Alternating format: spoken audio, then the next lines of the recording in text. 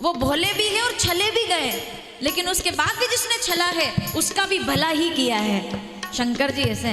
भस्मासुर की कथा याद है ना? भस्मासुर ने तप किया, अरे शंकर जी आप बड़े महान, अरे भोलेनाथ आप तो महान है, अरे आप तो। शंकर जी कहते ठीक है कोई बात नहीं, मांगो अमर कर दो।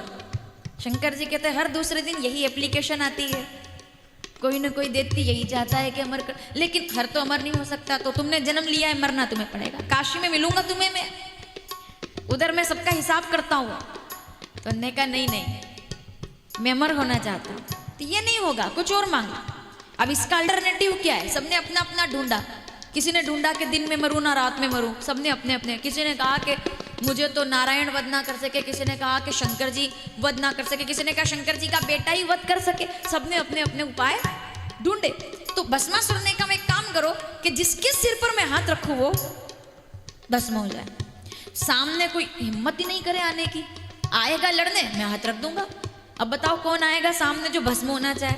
मैंने कहा ठीक है बेटा, मांग रहे हो सोच कर मांगना, ईश्वर से जब भी मांगो, खास करके काशी में मांगो तो एक बात जरूर कहना कि मैं मांग वो रहा हूं जो मुझको अच्छा लग रहा है। कल ये सुनोगे आप, हम लोग सुनेंगे, मैं मांग वो रहा हूं जो मुझको अच्छा लग रहा है, फिर भी तू देना वही जो तुझको अच्छा लग रहा है। मैं वही मांगूंगा क्योंकि मैं मनुष्य हूं। मेरी जो सोच है ना वो कहां तक है? वो सोच गाड़ी तक है, मकान तक है, बेटे तक है, बेटी की शादी तक है, बेटे के घर बेटे तक है, दुकान व्यापार। मेरी सोच कितनी है? मेरी सोच इतनी है कि मैं 2-4 इलायची चढ़ा दूं और लड़के की नौकरी लग जाए। ये मेरी सोच है, इसको मैं पूजा कहता हूं।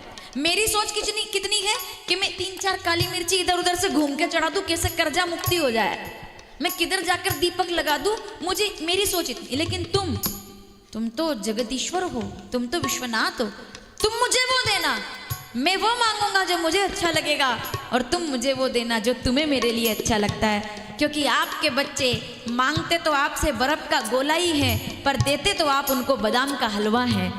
लेकिन आपके बच्चों को बर्फ का गोला देने वाले माँ बाप दुश्मन लगते हैं, और बर्फ का गोला हाथ से छीनने वाले दुश्मन लगते हैं, और बादाम का हलवा देने वाले बुरे लगते हैं। क्यों?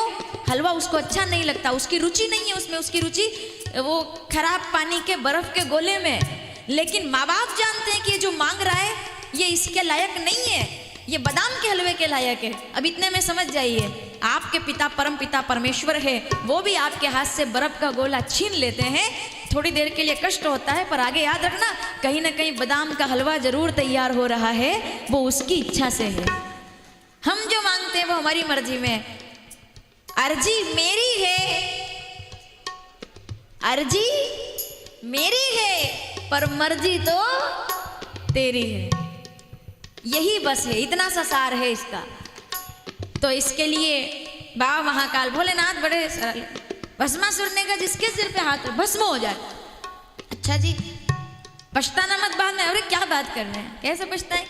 कभी गलत इंसान को कभी नहीं लगता कि वो गलत कर रहा है, जब परिणाम भुगतता है। और याद रखिएगा, एक अच्छी बात बोलती हूं आपसे,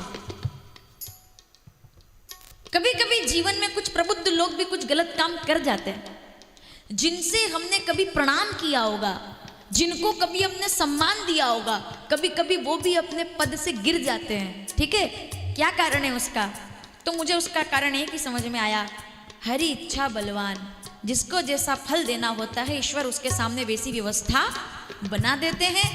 प्रलोभन में आकर के जो अपने पद से गिर जाए वो पतित हो जाता है, और प्रलोभन में आने के बाद भी जो ना गिरे और शंकर जी जिसका हाथ थाम ले वो जंजाल से मुक्त हो जाता है। उस समय भोलेनाथ काम आते। इसलिए कभी हम सुने ना कि अरे उसने ऐसा कर दिया, वो तो बड़ा अच्छा आदमी था, तो याद रखना यही बात माता पार्वती ने कही थी कि मेरे गुरुजी तो श्राप दे ही नहीं सकते, वो तो बहुत अच्छे हैं, मेरे गुरुजी ऐसा कुछ नहीं कर सकते। कल कथा में सुनोगे आप, मेरे गुरुजी बहुत महान, मेरे गुरुजी भगवान। शंकर जी कहते हैं इस दुनिया में ना तो कोई महान है ना कोई तुच्छ है, जैसा राम जी चाहते हैं वैसा कर जाता है। मुझे जीवन का एक अनुभव समझ में आया पिछले दिनों में। ये समझ में आया कि बुद्धि खराब होने की कोई उम्र नहीं होती। ईश्वर जब चाहे बुद्धि कब कहाँ किस पद पर किस स्थिति में खराब हो जाए उसकी कोई आयु नहीं होती, वो कहीं भी जाकर खराब हो सकती है।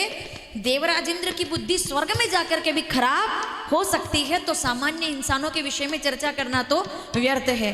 देवराज इंद्र स्वर्ग में बैठ करके और भारत की एक नारी के सतीत्व को भंग करने आ सकता है, तो विचार कीजिए इस दुनिया में असंभव कुछ नहीं है। तो फिर क्या किया जाए? उस बादाम के हलवे का इंतजार किया जाए जो ईश्वर ने आपके लिए तैयार किया है। हरी इच्छा